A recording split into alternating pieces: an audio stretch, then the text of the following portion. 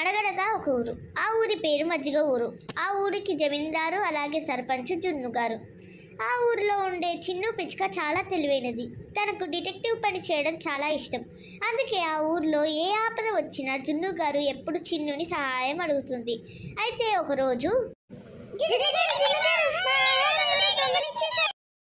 ఏంటి మీ ఆహారాన్ని ఎవరు దొంగిలించారా? అయితే చిన్నుని తక్షణమే ఇక్కడికి రమ్మని చెప్పండి.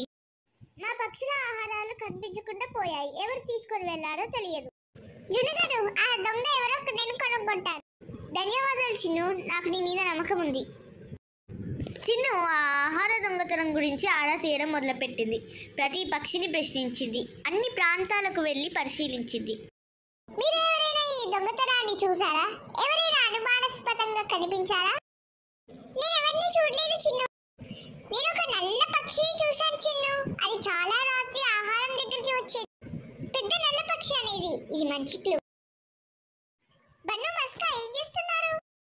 మస్కా, బన్ను, పక్షుల ఆహారాలు దొంగలించబడ్డాయి. ఆ దొంగతనం ఎక్కడ జరిగిందో తెలుసుకోవడానికి నాకు మీ సహాయం కావాలి. రాత్రి సమయంలో మస్కా, బన్ను, చిన్ను తమ బాధ్యతలు నిర్వహించడం మొదలుపెట్టారు.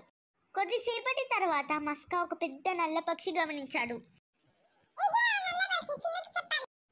మస్కా చిన్నుకి సిగ్నల్ ఇచ్చాడు. చిన్ను ఆ పక్షిని రహస్యంగా అనుసరించింది. నువ్వే ఆహారాన్ని దొంగతనం చేస్తున్నావా?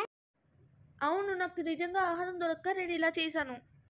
నీకు ఆహారం అవసరమైతే నువ్వు మాకు చెప్పినా మేము సహాయం చేసేవాళ్ళం. ఇలా దొంగతనం చేయడం కరెక్ట్ కాదు అని ఆ పక్షిని చిన్ను దగ్గరికి తీసుకెళ్ళింది.